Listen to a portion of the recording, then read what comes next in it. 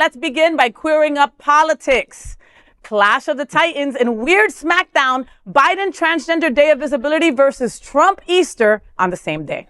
Accusations are flying, claiming President Joe Biden aimed to replace Easter with Transgender Day of Visibility.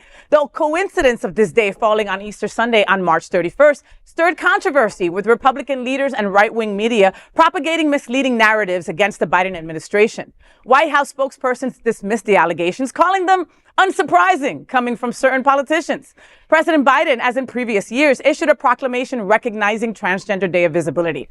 Despite routine observance, this year's convergence with Easter intensified backlash. Republican House Speaker Mike Johnson condemned the administration's stance on Twitter. He said, quote, "The Biden White House has betrayed the central tenet of Easter, which is the resurrection of Jesus Christ, banning sacred truth and tradition while at the same time proclaiming Easter Sunday as Transgender Day is outrageous and abhorrent. The American people are taking note," end quote.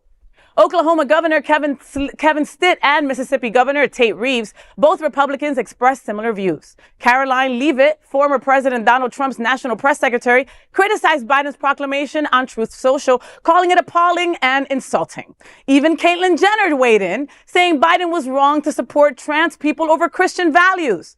Human Rights Campaign President Kelly Robinson dismissed the false outrage, thanking President Biden for recognizing Trans Day of Visibility and educating critics on the annual observance's date. GLAAD President and CEO Sarah K. Ellis addressed the manufactured controversy, highlighting the significance of Transgender Day of Visibility and affirming support for transgender visibility. I freaking can't believe this shit. Yeah, like, it's so crazy to even like read this whole thing. I can't wait to find out what Carvel thinks about this. But I mean, it's just completely ridiculous. Folks, Transgender Day of Visibility, right, was started in 2010 and it was set to March 31st. That is the date that it happens every year. Easter is like on the, what is it, John? The last Sunday. Don't ask me, I don't know. Okay, it changes every year because it's just the last Sunday, right? Yeah. So the number date changes. Biden didn't make it Trans Day of Visibility to take over Easter. That was never the intention. Biden has always, not always, until, recently started really supporting the trans community, right? And he had even posted on Instagram, trans rights are human rights, right? And he does that. He's been doing a little more of that, as we see him in his presidency. But it wasn't taking away from what Easter meant to folks who follow Easter, to religious folks. It wasn't coinciding. It wasn't to take the place of. And so, of course, these right-wing people are going to make this controversy and just start putting out this false narrative so people believe it, like, oh my God, President Biden is picking trans people over Easter. I mean, couldn't be more ridiculous. And I can't believe I had to spin it differently, though. All press is good press. Even bad press is good press. So Trans Day of Visibility, hello, everyone knows it's that happening now, right? Yeah, that's true. So, I mean, even within the story, they said it was this thing is completely manufactured. They're looking for, we're the boogeyman now. Mm-hmm. Trans people, we're the new, we lock you kids away from us and things like that. So I'm not totally surprised on the manufactured outrage of this. Yeah, speaking of manufactured outrage, I'm sorry, is Trump holding a Bible and then about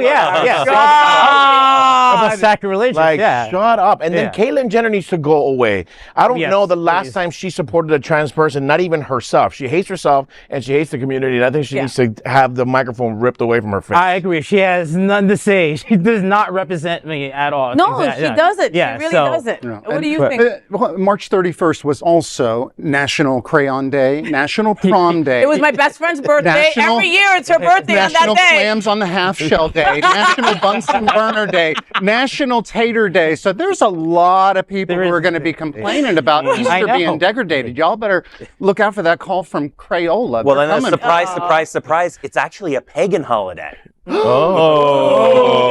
see, nobody does that history, right? To find out about that. Surprise, it's just ridiculous. But we're all making fun of it. But that there are some people watching this and reading this and going, well, I was on the fence, but no, I'll never go against religion. So I'm going to go and vote for Trump. Well, the people who are left like this. The people who are left are in a cult. there's nothing you convince them. I mean, that's what it is. I mean, they drank the Kool-Aid. They drank the Kool-Aid, and Trump is charging for it. There's no. So, he's not gonna give it for free. Come on, you get a Bible with purchase card. Yeah, you have to buy everything from all the merch.